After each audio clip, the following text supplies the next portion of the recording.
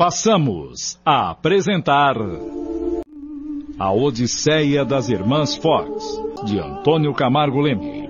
O espírito Charles Rosman, com muita paciência, foi dando prova da sua presença naquele recinto. E através do código estabelecido para a comunicação, respondia a todos os que lhe interrogavam. Depois de se sentirem convencidos que os famosos fenômenos ocorridos na velha casa de Hydesville foram devidamente desvendados, um grupo interessado a esclarecer definitivamente o caso resolveu escavar o chão da adega visando encontrar os despojos do suposto assassinado. Essa primeira busca através das escavações não logrou bons resultados, pois deram numa poça d'água, sem ter encontrado quaisquer indícios do que procuravam. E por essa razão as escavações foram suspensas. Passado algum tempo, exatamente no verão de 1848, o próprio Sr. David Fox, filho do pastor John, com a colaboração de pessoas interessadas, retornou às escavações. O Sr. David, segurando uma tocha e com a ajuda de alguns vizinhos, resolveu descer até o porão. Com a colaboração dos mesmos, foram feitas as primeiras escavações nessa segunda etapa, a fim de descobrirem os despojos do suposto assassinado. E quando conseguiram atingir a profundidade de 1,5 metro aproximadamente, alguma coisa foi encontrada e chamou a atenção dos presentes. Sr. Redfield, veja naquele canto, ao seu lado direito. Está parecendo um pedaço de tábua. Por favor, puxe com o enxadão para observarmos melhor. Deve existir alguma coisa debaixo daquela tábua. Vamos ver o que possa ser? Perfeitamente, Sr. David. É um pedaço de madeira impregnada de alcatrão e cal. Mas que coisa mais esquisita é essa? Por favor, amigo, procure iluminar bem aqui, do meu lado direito. Existe alguma coisa que não dá pra gente distinguir ali por baixo? Peça ao seu empregado, Sr. Redfield, para remover o pedaço de tábua para cá. E nós já vamos descobrir o que é essa coisa.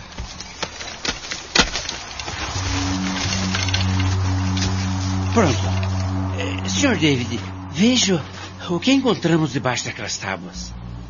Pela posição que me encontro, não consigo distinguir bem o que é esse material. Companheiros, segundo os entendidos, todo o material que foi recolhido, conforme a descrição acima, não serviu para a condenação do Sr. Bell, pois as provas foram consideradas precárias e insuficientes.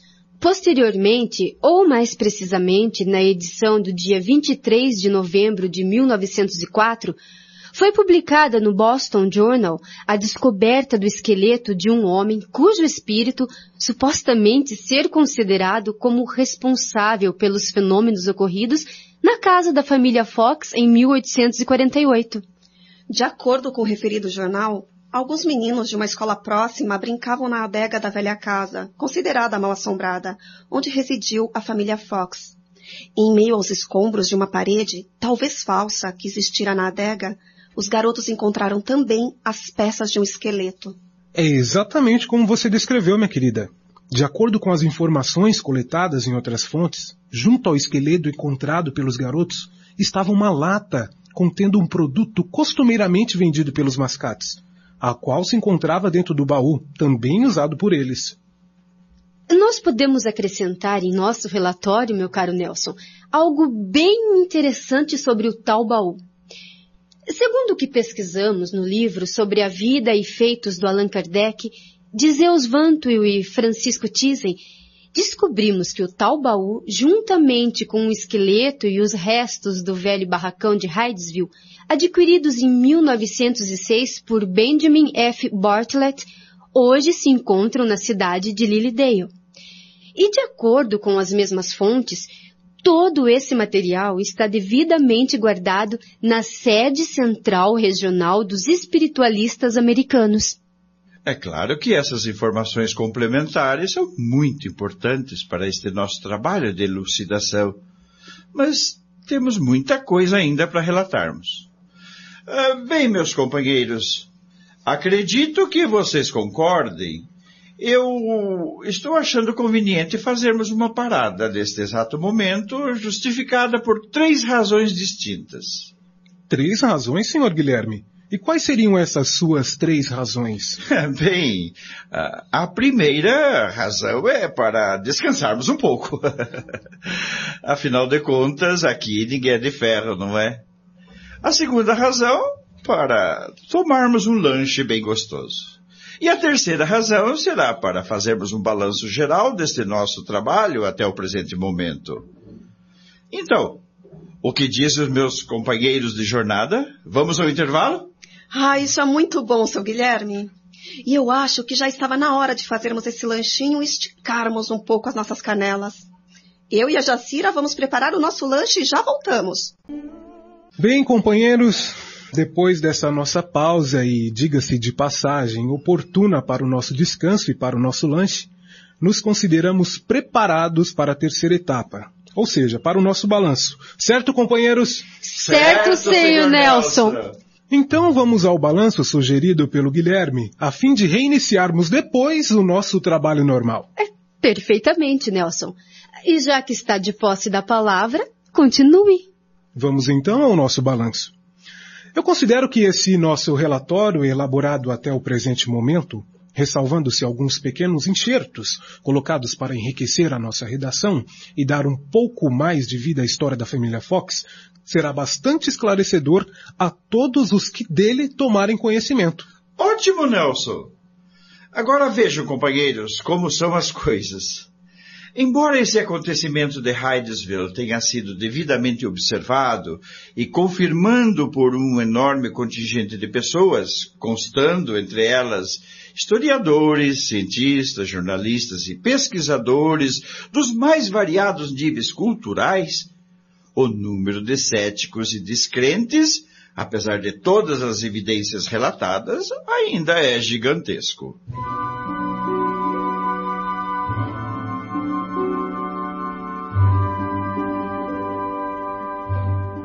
Alguns anos mais tarde, após a descoberta do esqueleto humano, como já relatamos, segundo as pesquisas realizadas na ocasião e a partir dessa data, a casa onde residia a família Fox, que era conhecida apenas como sendo um local mal assombrado, iria adquirir uma conotação bem mais profunda em face à descoberta do referido esqueleto e desvendados os motivos daqueles constantes ruídos que ali eram provocados. A notícia do assassinato do mascate no interior daquela casa por um dos seus antigos moradores corria célere para todos os cantos de Nova York. Num curto espaço de tempo, toda a comunidade estava comentando os acontecimentos ocorridos na pequena Hydesville. E a partir dessa data, a família do pastor John Fox não teve mais sossego. Eles eram procurados e assediados por pessoas de todas as regiões do país. Era um constante vai e vem de repórteres, jornalistas, fotógrafos, especuladores e pessoas do povão, curiosos e ávidos de conhecimentos sobre os fenômenos que surgiram naquela dita casa assombrada. A partir desses fenômenos de Hydesville, o movimento espiritualista espalha-se rapidamente para todos os cantos do nosso globo. Coube, pois, às irmãs Fox desvendar todo o mistério da casa de Hydesville através da tipologia. Esse é o nome dado ao meio de comunicação que se realiza por intermédio de batidas. Vejam vocês, meus amigos, como se enganam os nossos companheiros das outras filosofias religiosas, quando afirmam que somente há 1.300 anos antes de Cristo, o plano espiritual manifestou-se através de alguns médiuns daquela época, para dar origem à Bíblia, tal e qual a conhecemos no dia de hoje. Tudo aquilo que ocorreu em Hydesville com a família Fox foi uma dessas grandes manifestações divinas, que com toda certeza ocorrem de tempos em tempos em todos os recantos do nosso globo e deixam aturdidos os despreparados.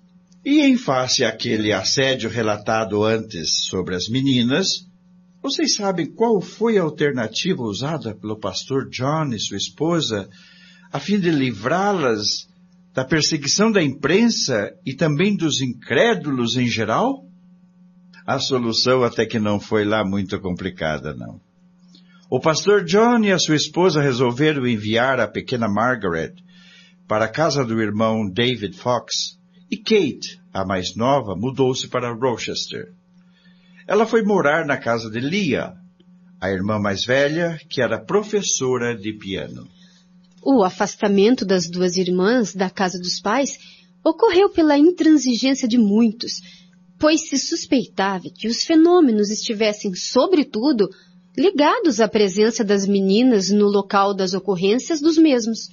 Entretanto, segundo os relatórios, os ruídos insistiam em acompanhar as irmãs Fox, pois onde elas estavam ocorriam os mesmos tipos de fenômenos.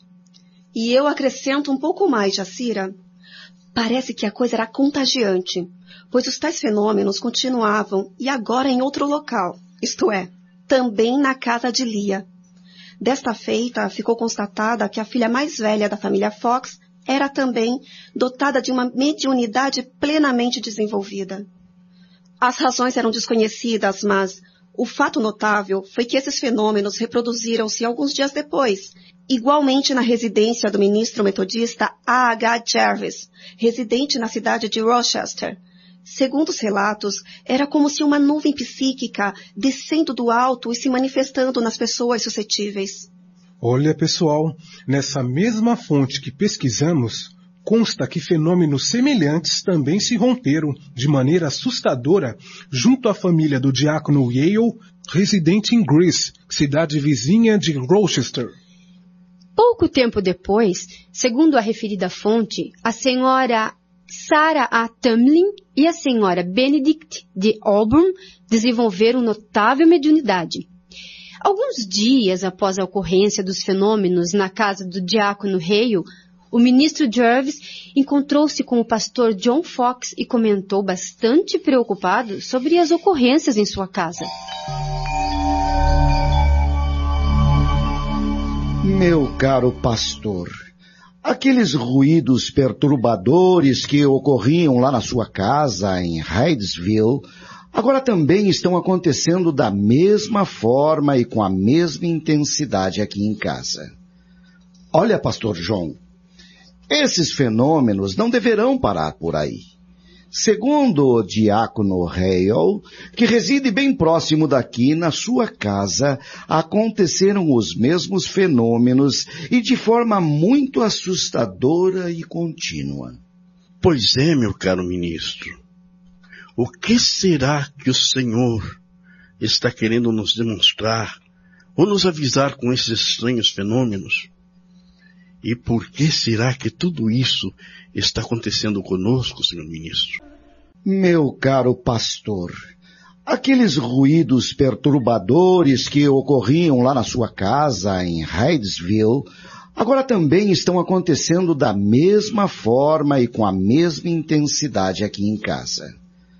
Olha, pastor John, esses fenômenos não deverão parar por aí. Segundo o diácono Hale, que reside bem próximo daqui, na sua casa, aconteceram os mesmos fenômenos e de forma muito assustadora e contínua. Pois é, meu caro ministro. O que será que o Senhor está querendo nos demonstrar ou nos avisar com esses estranhos fenômenos? E por que será que tudo isso está acontecendo conosco, senhor ministro? O senhor concorda comigo que todos esses acontecimentos estão nos afrontando e até contrariando a nossa filosofia religiosa? O senhor não acha que isso é um grande absurdo? Claro que concordo consigo, pastor John. Tudo isso está fugindo à nossa capacidade de percepção. Porém, senhor ministro, eu creio que através dessas manifestações deve existir algo muito importante. Há alguma coisa com a qual ainda não conseguimos atinar, mas certamente deverá ser algo muito especial que está nos preparando o nosso bom Deus. Meu caro pastor, eu tenho a mesma opinião. Também creio que, através dessas manifestações, existe realmente algo importante, não resta dúvida. Certamente existe alguma coisa que não conseguimos visualizar a sua finalidade, mas deve ser algo especial, que nos prepara o nosso bondoso Deus, como o Senhor afirmou. Quase todos os dias chegam ao nosso conhecimento através dos nossos fiéis e também de pessoas de outras filosofias religiosas, incluindo-se a imprensa, que esses fenômenos estão ocorrendo nos 4 cantos do nosso globo. Realmente, meu caro ministro, nós estamos diante de alguns fenômenos até então inexplicáveis, mas que, certamente, com o tempo, virão à tona todas as explicações necessárias. Sim, pastor.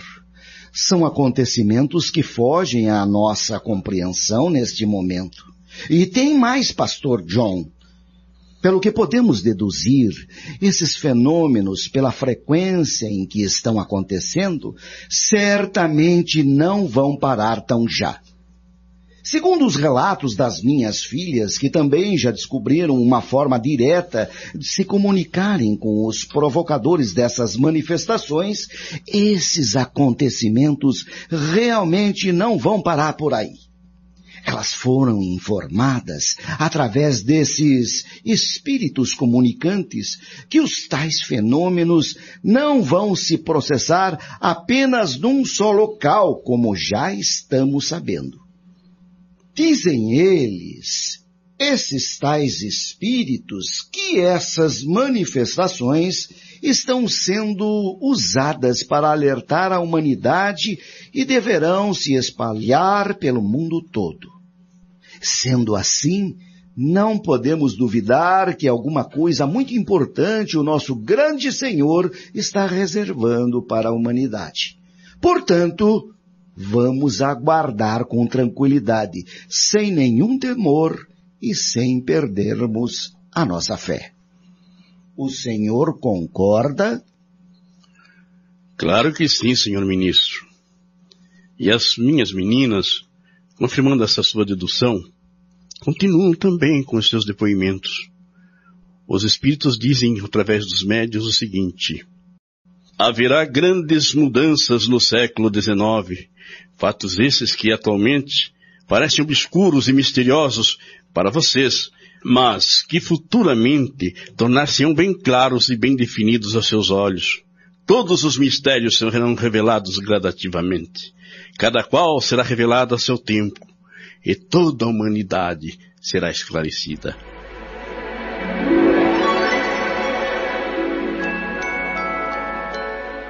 Essas mensagens que foram obtidas inicialmente pelas irmãs Fox através da tipologia, como já foi esclarecido, que são mensagens através de batidas, continuam uma grande verdade.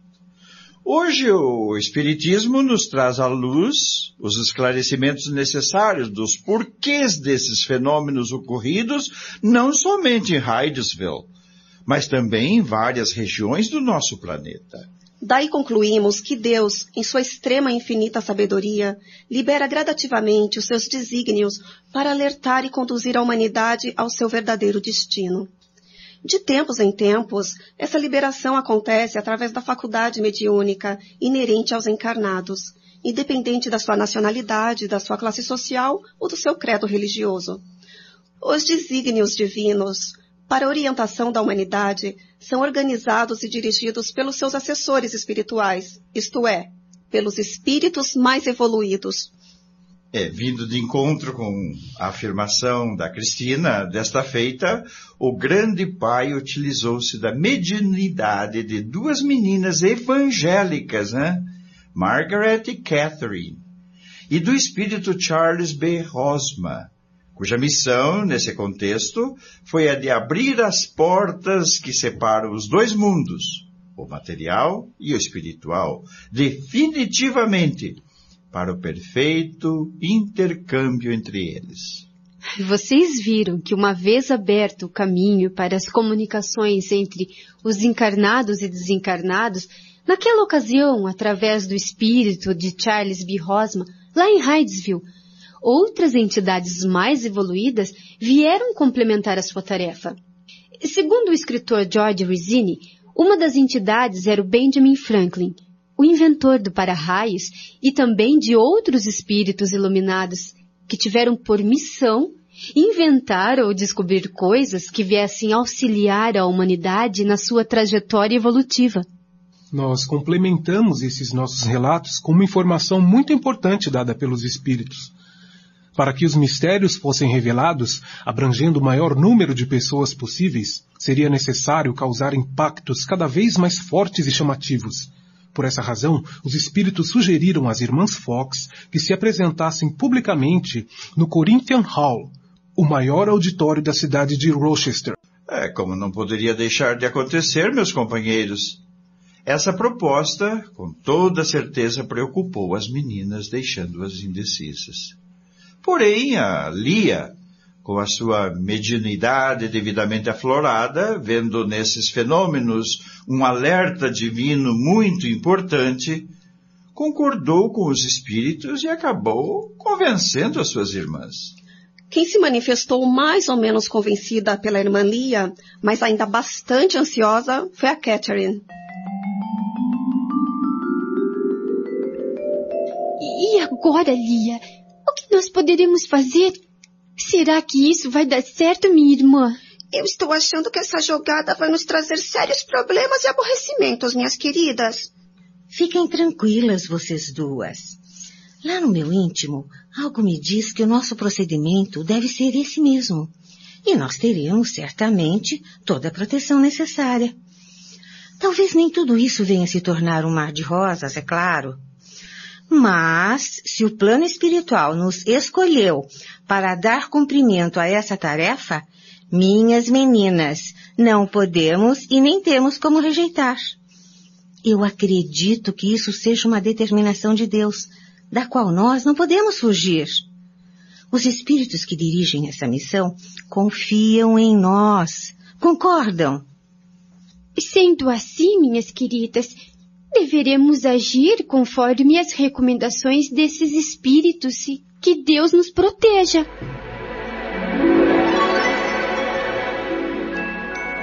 De acordo com as pesquisas feitas pelo escritor George Rizzini, a apresentação das meninas no Corinthian Hall verificou-se no dia 14 de novembro, 20 meses após a turbulenta noite em Hydesville. A sessão foi aberta com um discurso do escritor W. Capron.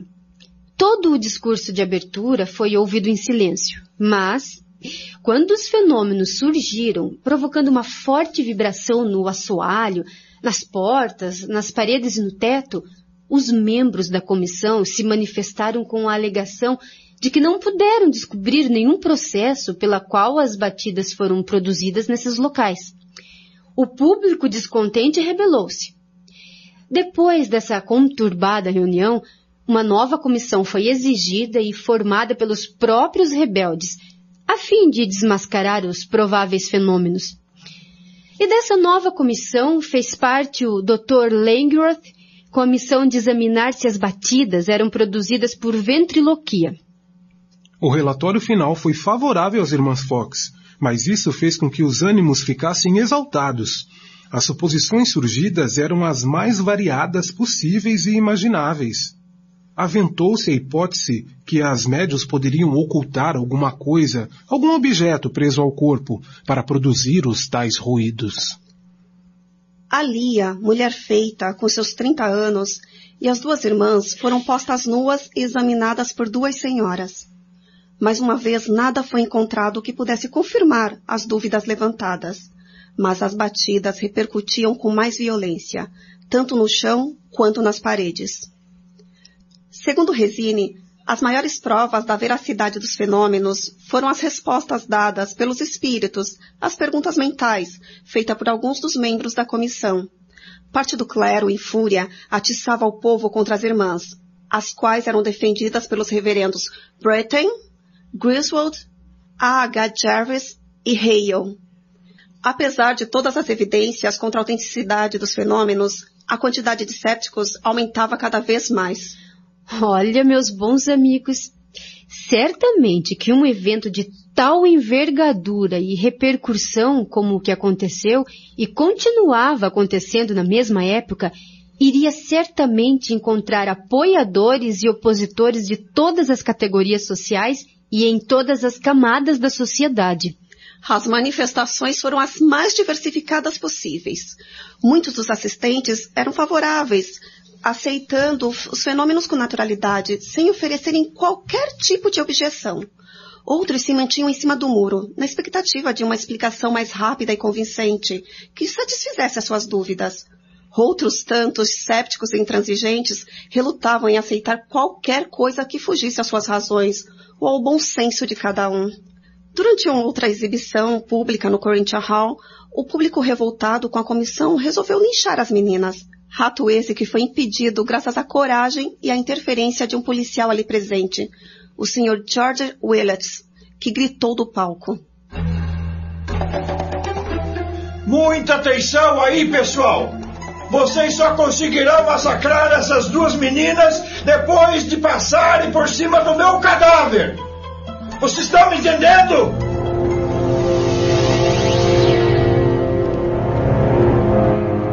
Um novo tumulto ocorreu logo em seguida, mas as garotas já tinham fugido pelas portas do fundo, protegidas pelo policial, e ficaram livres da ação da massa enfurecida.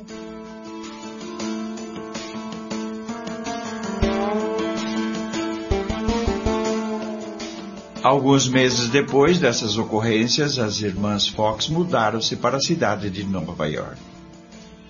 A partir dessa época, foram feitas sessões ao lado de alguns cidadãos de renome, conseguindo convencê-los sobre a comunicabilidade dos espíritos.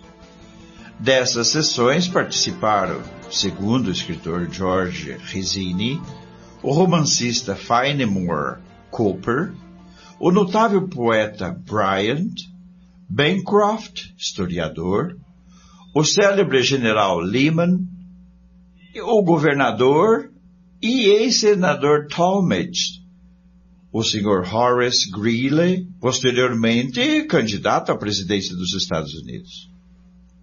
E elas fizeram ainda algumas demonstrações públicas da mediunidade em todos os estados do oeste americano, o que ocasionou a fundação de centenas de centros espíritas, que eram conhecidos como templos espiritualistas. Foi na cidade de Nova York que Catherine Fox conheceu o banqueiro Livermore. Nessa ocasião, a médium contava com 25 anos de idade. A sua mediunidade e a das suas irmãs encontravam-se no apogeu e apresentavam impressionantes fenômenos ectoplásmicos, isso é, fenômenos de materialização ou de efeitos físicos, como são conhecidos. A partir dessa época, foram feitas sessões ao lado de alguns cidadãos de renome, conseguindo convencê-los sobre a comunicabilidade dos espíritos. Dessas sessões participaram, segundo o escritor George Rizzini, o romancista Fenimore Cooper, o notável poeta Bryant, Bancroft, historiador, o célebre general Lehman, o governador e ex-senador Talmadge, o Sr. Horace Greeley, posteriormente candidato à presidência dos Estados Unidos.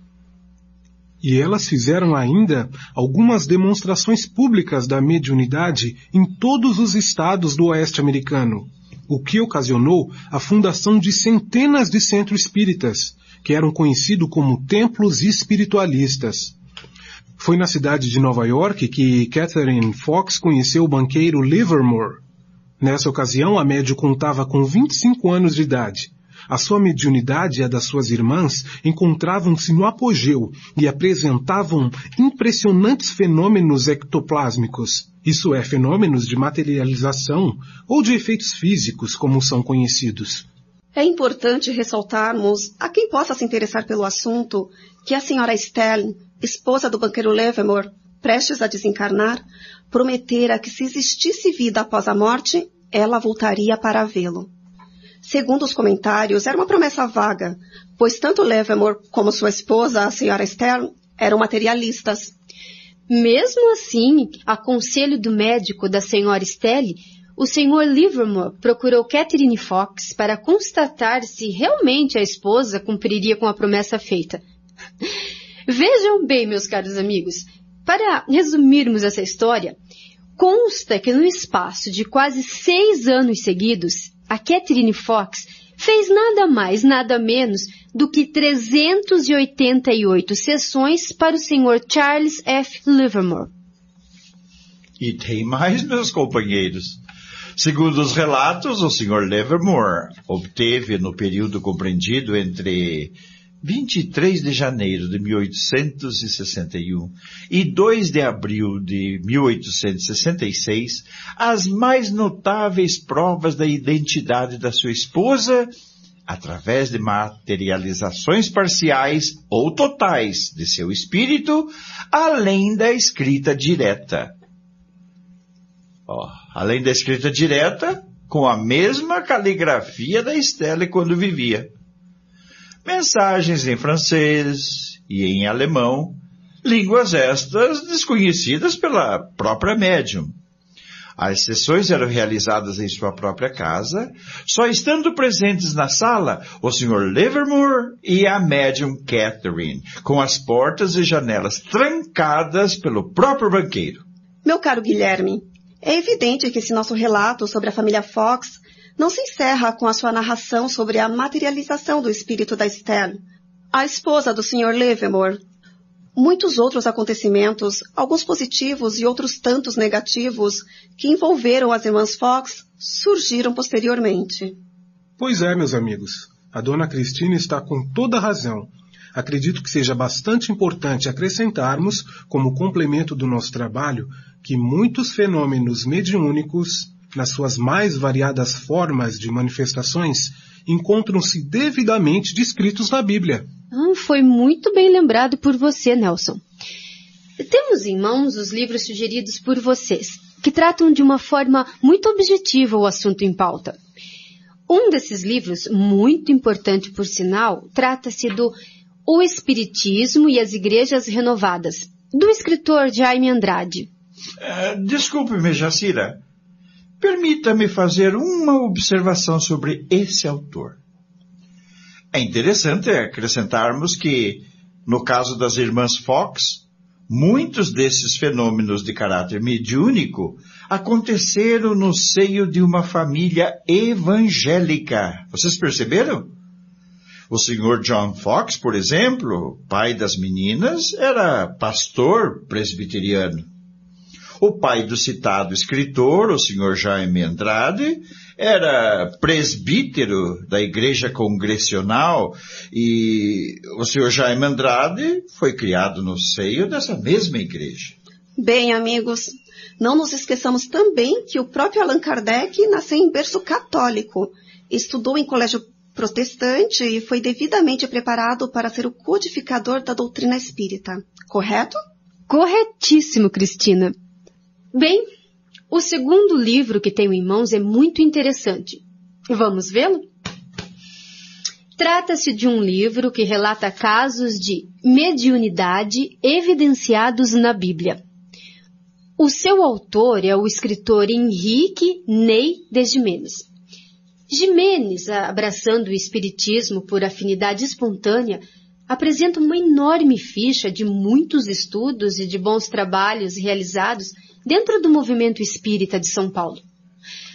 Olha, pessoal, trata-se de uma obra muitíssimo séria, cujo autor procurou enfocar com muita honestidade e lisura a multiplicidade dos fenômenos de caráter mediúnicos contidos na Bíblia, os quais passam desapercebidos por incapacidade daqueles que a estudam ou simplesmente por má fé procuram ignorá-los. Por favor, Nelson, você pode continuar? É comigo mesmo, pessoal. Então, vamos lá. O nosso confrade Paulo Alves Godoy, prefaciando o citado livro, diz que o autor Henrique Ney de Gimenez foi altamente inspirado ao compilar os ensinamentos na obra A Mediunidade na Bíblia, trazendo ao leitor uma série bastante ampla e positiva de temas até então desconhecidos do grande público. e mesmo de elevado número de estudiosos dos então chamados livros sagrados. Vejamos alguns casos. Nos esclarece o autor que a sua obra visa a apresentação de trechos bíblicos analisados através de uma nova ótica, dantes nunca feita. Por que teria de ser redigido por quem conhecesse simultaneamente o Espiritismo e a Bíblia? Bem, isto não é fácil, porque ambos, tanto o Espiritismo como a Bíblia, ainda não são tão conhecidos quanto o mereçam. E de um lado ocorre ser o Espiritismo puro e autêntico, codificado por Allan Kardec, ainda confundido vulgarmente com outras correntes espiritualistas e sincretismos religiosos.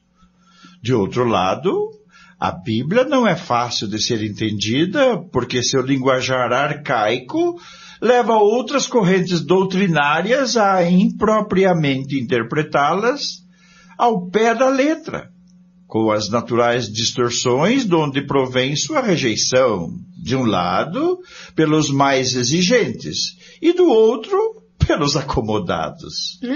E diz o prefaciador, meu caro Guilherme, que quem estudar esta obra idealizada e escrita com singeleza e para fins didáticos, com a seriedade recomendada, desde a primeira até as suas últimas páginas, passará a entender a Bíblia com relativa facilidade, e menos estranhas parecerão as interpretações aqui enfocadas à luz dos ensinamentos dos Espíritos. O objetivo é demonstrar e comprovar que o Espiritismo é apenas a continuação das revelações trazidas aos homens bem antes de Moisés e durante os tempos de Moisés e os profetas até Jesus, já que os mesmos fenômenos de manifestações dos espíritos ali contidos perduram até os nossos dias, pela simples razão de que cada um traz em si o germe das qualidades necessárias para se tornar um médium. E o autor em questão complementa essas afirmações da seguinte forma: tais qualidades existem em graus diferenciados de uma pessoa para outra, e o seu desenvolvimento independe da vontade do homem por virem de Deus, conforme se lê na introdução do livro dos médiuns do Allan Kardec.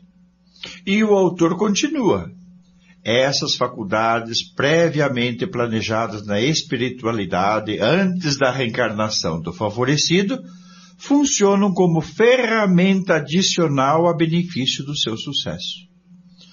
Foram reunidos neste livro dados de uma longa pesquisa que, em princípio, era informal, mas alcançou depois tal consistência que seria deplorável não divulgá-los. A divulgação desses dados, diz o autor, se fez necessária não só para proveito dos leitores, como também para serem expostos à crítica construtiva no sentido de aperfeiçoar e proceder à correção do presente trabalho. Jiménez afirma, ainda, que foi necessário confrontar todas as páginas dos livros da doutrina codificada por Allan Kardec com as principais passagens da Bíblia que apresentam fenômenos mediúnicos. Não foram abordados todos os livros da Bíblia. Do Velho Testamento constam, além do Pentateuco, apenas 6 profetas. São eles Isaías, Jeremias, Lamentações de Jeremias, Ezequiel, Daniel e Amós. Do Novo Testamento constam apenas os 4 evangelistas e os Atos dos Apóstolos até o capítulo 13. As transcrições da Bíblia inseridas no contexto das análises foram extraídas da edição revista e corrigida da Sociedade Bíblica Britânica e Estrangeira, impressa na Grã-Bretanha em 1937.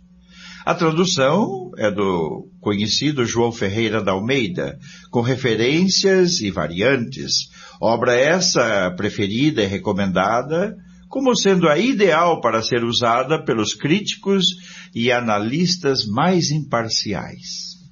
Convém ressaltar que, para a elaboração dessa obra, o autor recorreu a uma linguagem simples, de modo a ser bem entendida por todos. Jiménez procurou se ater nos tópicos principais, sem a preocupação de esgotar o assunto, Ele está disposto a acolher toda e qualquer crítica com vistas ao aprimoramento e complementação do seu trabalho. Há ainda aquela enorme dúvida pairando sobre uma grande parcela de estudiosos da Bíblia. Trata-se da sua origem.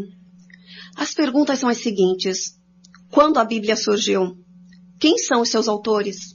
Então, meus queridos amigos, eu acredito que hoje não precisamos mais nos preocupar com essas perguntas, cujas respostas, temos plena certeza, fugiam à capacidade de interpretação de muita gente, mas que na época atual os próprios estudiosos, interpretando o conteúdo bíblico de maneira racional, consciente e desapaixonada, já estão chegando às respostas que retratam ou estão bem próximas da realidade.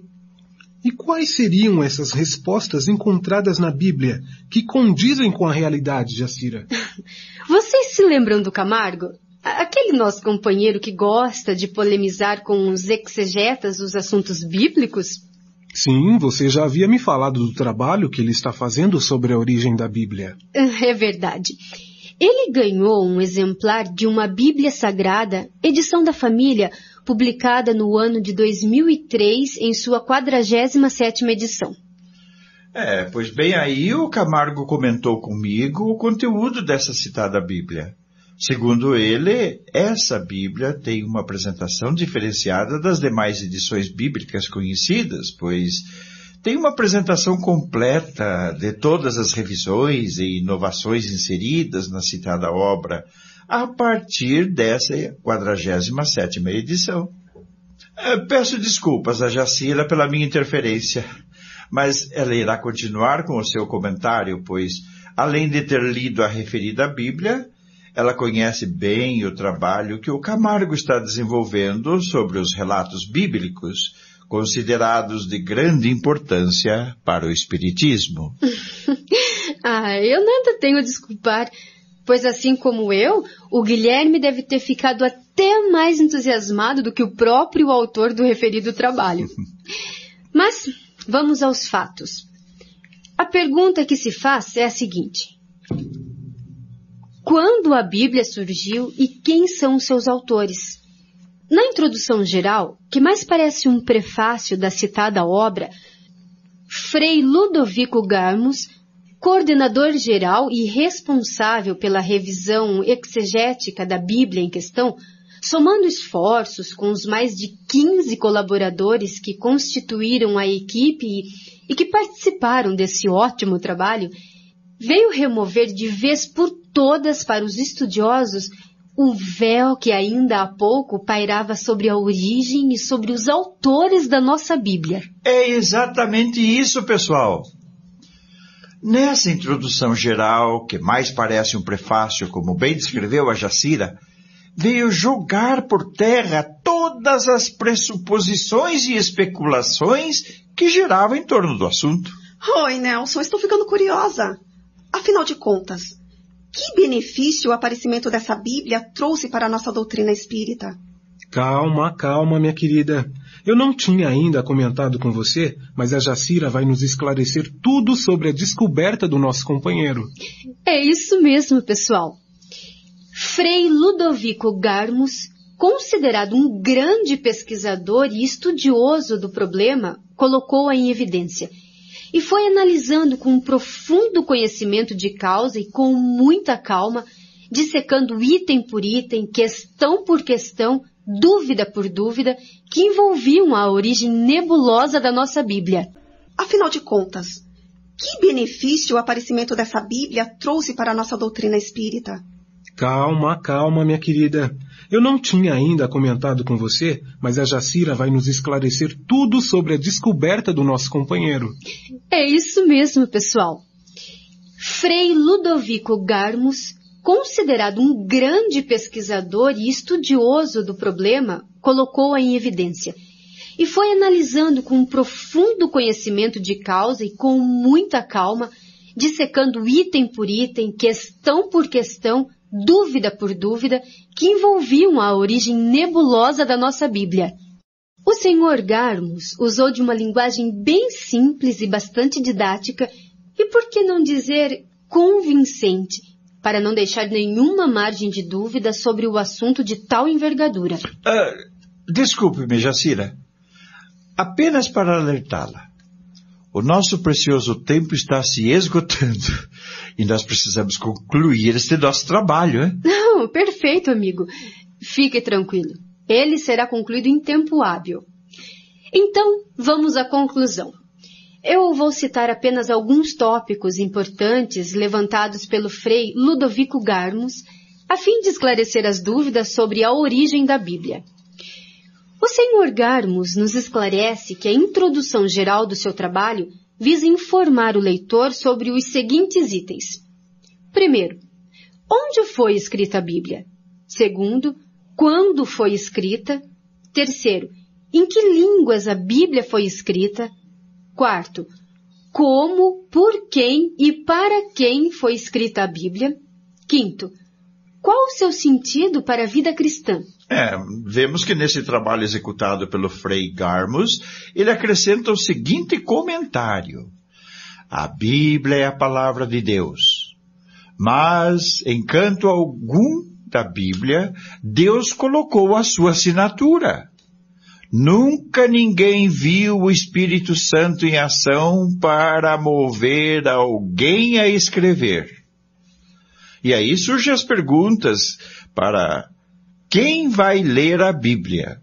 Primeiro, então, como foi que o povo descobriu que Deus é o autor da Bíblia? Segundo, como entender essa convicção tão profunda da nossa fé que, quando leio a Bíblia, estou lendo e ouvindo a palavra inspirada de Deus? Terceiro, o que significa dizer que a Bíblia é a palavra inspirada de Deus? Quarto, foi Deus mesmo que pegou a caneta e papel para escrevê-la? Quinto, como foi que surgiu a Bíblia? Sexto, qual é a sua mensagem? Sétimo, como a gente deve ler este livro sagrado? Oitavo, quais são as regras da sua interpretação? Nono, a palavra de Deus encontra-se tão somente na Bíblia? O Sr. Garmus continua. Livro da caminhada do povo. A Bíblia não caiu pronta do céu, afirma ele. Ela surgiu da terra, da vida do povo de Deus. Surgiu como fruto de inspiração divina e do esforço humano. Quem a escreveu foram homens e mulheres como nós. Bem, minha gente, dessa vez as mulheres não foram discriminadas. Com essas palavras do Sr. Garmus, somente os ignorantes, os analfabetos ou alguns mal-intencionados poderão continuar negando a mediunidade e a comunicação entre os encarnados e os desencarnados. Correto, Cristina? Corretíssimo, Nelson. Os espíritas jamais imaginaram a origem da Bíblia de outra forma, a não ser através do mediunismo. Mas... vamos deixar que o Guilherme ou a Jacira continue com a exposição do Frei Ludovico Garmus. Analisemos com muita atenção e carinho as seguintes declarações do Sr. Garmus. Primeiro, os homens e mulheres é que pegaram caneta e papel e escreveram aquilo que estava nos seus corações. Segundo, a maior parte deles não tinha consciência de estar falando ou escrevendo sob a inspiração de Deus. Terceiro, estavam só querendo prestar um serviço aos irmãos em nome de Deus. Quarto, eles eram pessoas que faziam parte de uma comunidade, de um povo em formação, onde a fé em Deus e a prática da justiça eram ou deviam ser o eixo da vida. Quinto, eles estavam preocupados em animar esta fé e em promover esta justiça. Falavam e argumentavam a fim de instruir os irmãos, criticar os abusos, denunciar desvios, lembrar a caminhada já feita e apontar novos rumos. Sexto, alguns deles chegaram a escrever eles mesmos as suas palavras ao povo. Sétimo, outros nem sabiam escrever, só sabiam falar e animar a fé pelo seu testemunho, As palavras destes últimos foram transmitidas oralmente de boca em boca durante muitos anos. 8º. Só bem mais tarde outras pessoas decidiram fixá-las por escrito. 9º. As palavras faladas ou escritas por todos esses homens e mulheres contribuíram para formar e organizar o povo de Deus. 10º. Por isso o povo delas se lembrou e por elas se interessou. 11º. Fez questão de distingui-las das palavras e gestos de tantos outros que em nada contribuíram para a formação do povo, nem para a animação da fé e nem para a prática da justiça. 12º. Foi um longo processo. Muita gente colaborou. O povo se interessou. 13º. Ora, a Bíblia foi surgindo do esforço comunitário de toda aquela gente. Surgiu aos poucos misturada com a história do próprio povo de Deus. 14º. Resumindo, a gente pode até dizer, a Bíblia nasceu da vontade do povo de ser fiel a Deus e a si mesmo, e da preocupação de transmitir aos outros e a nós essa mesma vontade de ser fiel. 15º, eles diziam, as coisas do passado aconteceram para servir de exemplo e foram escritas para advertir a quem chegou à plenitude dos tempos. Isso está no 1 de Coríntios, capítulo 10, versículo 1. 16º, a Bíblia surgiu sem rótulo. Só mais tarde o próprio povo descobriu aí, dentro, a expressão da vontade de Deus e a presença de sua palavra santa. Qualquer semelhança com o surgimento do Espiritismo não é uma simples coincidência, mas a pura realidade. Quem escreveu a Bíblia? Frei Garmos responde. Não foi uma única pessoa que escreveu a Bíblia. Muita gente deu a sua contribuição. E ele ainda acrescenta que homens e mulheres, jovens e velhos, pais e mães de família, agricultores e operários de várias profissões. Gente instruída que sabia ler e escrever, e gente simples que só sabia contar história. Também acrescenta que gente também viajada e gente que nunca saiu de casa. Sacerdotes e profetas, reis e pastores, pobres e ricos, gente de todas as classes, mas todos convertidos e reunidos na mesma preocupação de construir um povo irmão, onde reinassem a fé e a justiça, o amor e fraternidade, a verdade e fidelidade, e onde não houvesse nem opressor e nem oprimido. E vai além. Todos deram a sua colaboração, cada um do seu jeito. Todos foram professores e alunos uns dos outros. Mas aqui e acolá a gente ainda percebe como alguns, às vezes, ainda puxa a brasa um pouquinho para o seu lado. Eis, em resumo, o comentário do Sr. Garmos. Vamos ao nosso comentário. Hoje, a maioria das crenças que se fixam na Bíblia puxa todo o braseiro para o seu lado. Atenção, amigos! Nós temos mais uma pergunta do Sr. Garmos. Quando foi escrita a Bíblia? Ele mesmo responde. A Bíblia não foi escrita de uma só vez. Levou muito tempo, mais de 1.200 anos. Começou em torno do ano de 1250, antes de Cristo, e o ponto final foi colocado somente 100 anos depois do nascimento de Jesus. Aliás, é muito difícil saber quando foi que começaram a escrever a Bíblia, pois antes de ser escrita, a Bíblia foi narrada e contada nas rodas de conversa e nas celebrações do povo. A Bíblia não foi escrita no mesmo lugar, mas em muitos lugares e países diferentes. Em seguida, vamos à lista dos livros inspirados. Frei Garmos complementa. Primeiro, em vista da fidelidade a Deus e a si mesmo, o povo foi fazendo uma seleção daqueles escritos que eram considerados de grande importância para a sua caminhada. Segundo, assim surgiu uma lista de livros reconhecidos por todos como a expressão da sua fé, das suas convicções, da sua história, das suas leis, do seu culto, da sua missão. Lidos e relidos nas reuniões e nas celebrações do povo, os livros dessa lista foram adquirindo aos poucos uma grande autoridade. Era o patrimônio sagrado do povo, porque lhe revelavam a vontade de Deus. Daí a expressão Escritura Sagrada. Terceiro, nós dizemos lista. Eles usavam uma palavra grega e diziam cânon, o que quer dizer lista ou norma. Os livros canônicos, cânon, era a norma da fé e da vida do povo. Esta lista, mais tarde, recebeu o nome de Bíblia.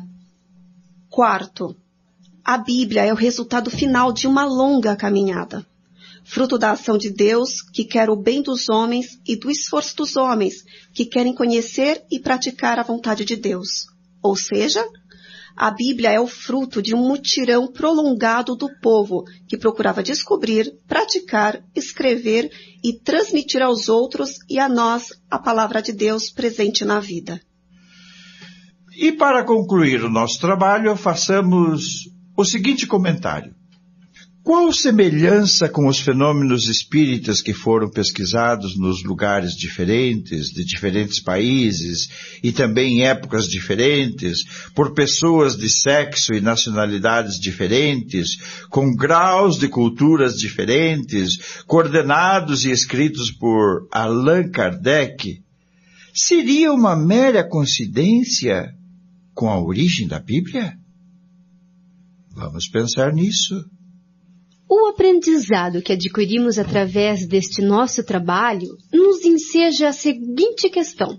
Por que procuram forçar um maior crédito a tudo aquilo que apregoam alguns exegetas da atualidade, como sendo a mais pura verdade todas as mensagens recebidas e consideradas revelações divinas, dadas aos nossos antepassados, encarnados há mais ou menos 13 séculos, em detrimento às revelações dadas aos encarnados, muito mais experimentados e evoluídos dentro dos milênios atuais? Tá aí uma boa pergunta, Jacira.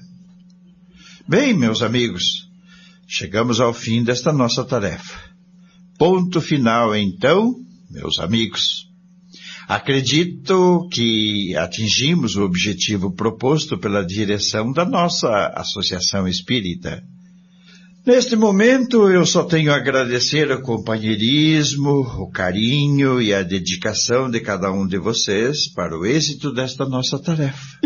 Todos nós, eu, o Guilherme, o Nelson e a Cristina, nos sentimos compensados por tudo o que conseguimos acrescentar aos nossos conhecimentos e esperamos também ter acrescentado algo de muito positivo a todos aqueles que tomarem conhecimento deste nosso trabalho.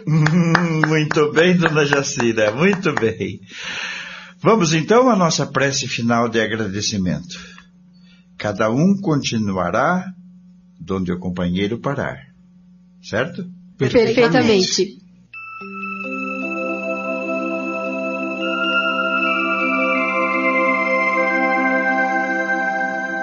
Amantíssimo Pai, dentro do compromisso que assumimos ao nos enganjarmos no movimento espírita para a divulgação da nossa doutrina, como nos recomenda Emmanuel, estamos concluindo uma das peças dessa nossa tarefa e nos sentimos muito felizes. A nossa compensação já se faz sentir através da paz e da emoção que nos envolve pela consciência do dever cumprido. A nossa satisfação será ainda bem maior quando conseguirmos conscientizar todos os nossos irmãos, indistintamente, de qualquer raça ou credo religioso, sobre os grandes benefícios que a prática espírita nos tem trazido até o presente momento. Amado Mestre Jesus, orienta-nos sempre, através dos nossos mentores espirituais, para que jamais nos desviemos das diretrizes que nos deixaste através dos seus evangelhos. Ilumine-nos com a sua fulgurante luz e envolva-nos com a sua eterna paz. Bondoso Pai e querido Mestre Jesus, que este nosso trabalho, elaborado com muito amor, carinho e desprendimento da nossa parte, seja do agrado geral e que através dele tenhamos atingido plenamente o objetivo proposto e nos colocamos humildemente para as novas tarefas que nos forem confiadas através dos nossos mentores. Assim seja.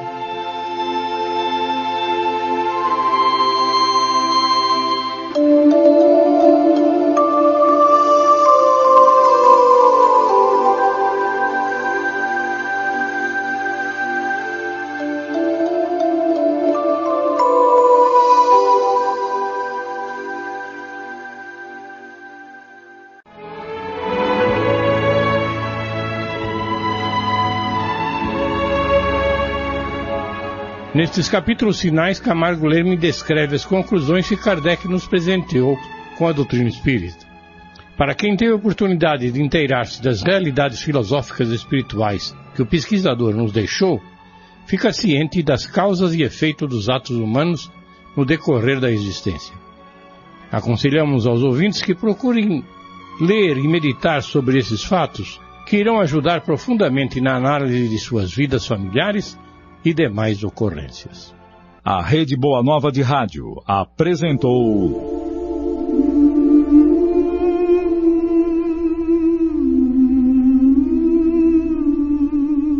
A Odisseia das Irmãs Fox, minissérie em 10 capítulos de Antônio Camargo Leme.